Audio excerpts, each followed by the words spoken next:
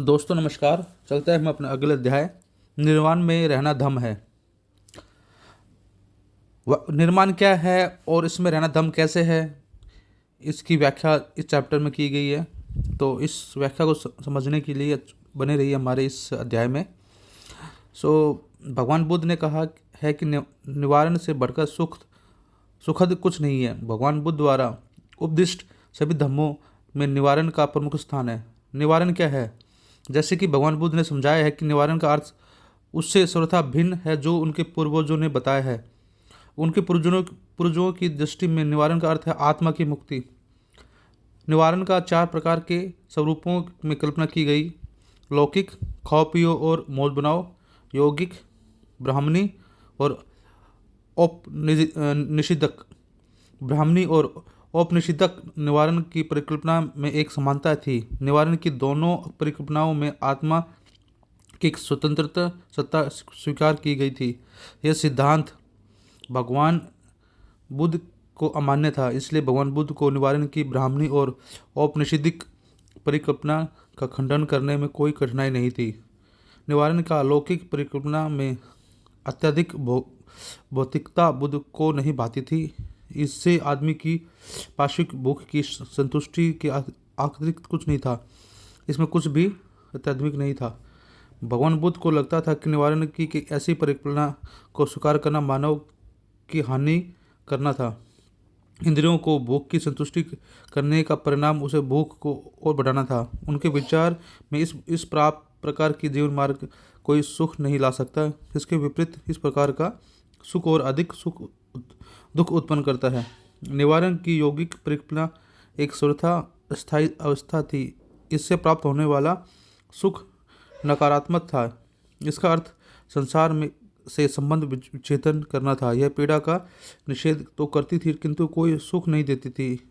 यह जितना भी सुख प्रदान करती थी वह अधिक से अधिक योग की अवधि तक ही रहता था।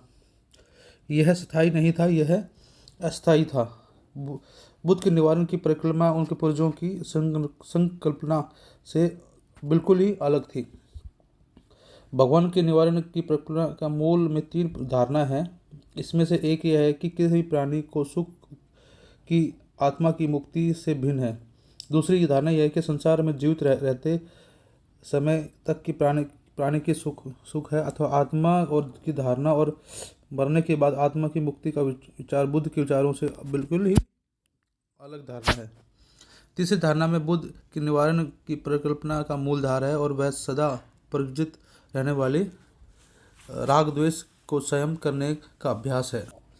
राग और द्वेष प्रज्वलित अग्नि के समान है जो भगवान बुद्ध के धम्म उपदेश का मूल है, जिसे उनके गयासीसी पर्वत पर विहारते समय भिक्षुओं को दिया था। बुद्ध ने कहा, भिक्षुओं, सब भी कुछ जल रहा है। भिक्षुओं, ये सब क्या पदार्थ है जो जल रहे हैं? भिक्षुओं, चक्षु इंद्रिय जल रही थी, रूप जल रहा है, चक्षु ज्ञान जल रहा है, चक्षु संस्कार जल रहा है, और संस्कार से जो भी सुख वेदना और दुख वेदना और अदुख वेदना उत्पन्न होती है और उसकी अनुभूति होती है वह भी जल रही है।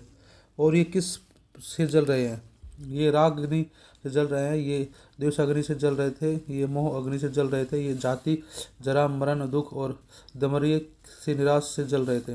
भिक्षुओं, गोत्र इंद्रिय जल रही है, शब्द जल रहे हैं, घ्राण इंद्रिय जल रही है, गंध जल रहा है, जीवा जल रही है, रस जल रहे हैं, काय जल रही है, चित्त के संकल्प विकल्प जल रहे हैं, और चित्त के संस्कारों से जो भी सुख वेदना दुख वेदना दुख वेदना उत्पन्न होती है वे वेदना भी जल रही है। वो ये किस प्रकार से जल रहे हैं? मैं कहता हूँ कि राग अग्नि से जल रहे हैं, देश अग्नि से जल रहे हैं, मोह अग्नि से जल रहे हैं। ये जाति जरा मरण दुख तमरिय और निराशा से जल रहे हैं। भिक्षु, इसका ज्ञान होने से विद और श्रेष्ठ जनों के मन को अपेक्षा उत्पन्न होती है।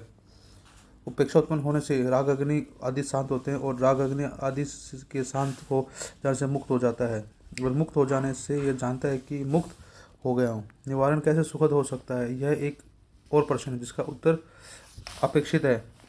सामान्य धारणा यह है कि अभाव के कारण आदमी दुखी रहता है, लेकिन हमेशा ऐसा सत्य नहीं होता। आदमी तब भी दुखी रहता है जब उसके पास सब कुछ पर्याप्त हो।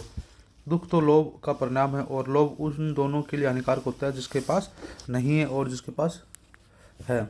भगवान बुद्ध ने भिक्षुओं को दी गई एक प्रवचन में यह बात भली भांति स्पष्ट कर दी थी। भिक्षुओं, लोभ से लुब्ध, द्वेष और दुष्ट और मोह में मूढ़ बंधन जकड़े चित्त के कारण आदमी और अपने दुखों से दुखी रहता है।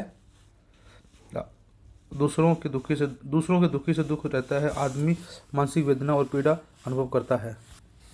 किंतु यदि लाभ, लोभ और मोह का असली हो जाए तो आदमी अपने दुखों के दुखी रहेगा, अपने और न दूसरों के दुखों से दुखी होगा और न मानसिक वेदना और पीड़ा का अनुभव करेगा। इस प्रकार दुखों निवारण इसी जीवन में दिखाई देता है, और केवल जीवन भविष्य ही नहीं बल्कि बुद्धिमान श्रावक को आकर्षित करता है और उसकी पहुंच के भीतर होता है। यह स्पष्टीकरण है कि आदमी को क्या क्षीण करता है, उसे क्या दुखी बनाता है। आदमी का राग द्वेष को जलती हुई अग्नि के समान बताते हुए भगवान बुद्ध ने आदमी को दुख की सबसे ज़्यादा जोरदार व्याख्या की। राग द्वेष का शिकार हो जाना ही आदमी को दुखी बनाता है। राग द्वेष को संयोजन अथवा बंधन कहा जाता है, जो आदमी को निवारण तक नहीं पहुंचने देते। जो ही आदमी राग द्वेष के प्रभाव से मुक्त हो जाता है, वह निवारण को प्राप्त करना जान जाता है और उसके लिए निवारण पथ खुल जाता है। भगवान बुद्ध के विश्लेषण के अनुसार यह संयोजन 3 वर्गों में आते हैं। पहला वर्ग यह है जिसका संबंध हर प्रकार से की तृष्णा से अथवा लगाव से है, जैसे काम, वासना, आसक्त और लोभ। दूसरा वर्ग वह है जिसका संबंध सभी प्रकार के वृत्त तृष्णाओं से है, जैसे घृणा, क्रोध, उत्पीड़न अथवा द्वेष। तीसरा वर्ग वह है जिसका संबंध सभी प्रकार की अविद्या से है, जैसे मोह, उदासी और मोह।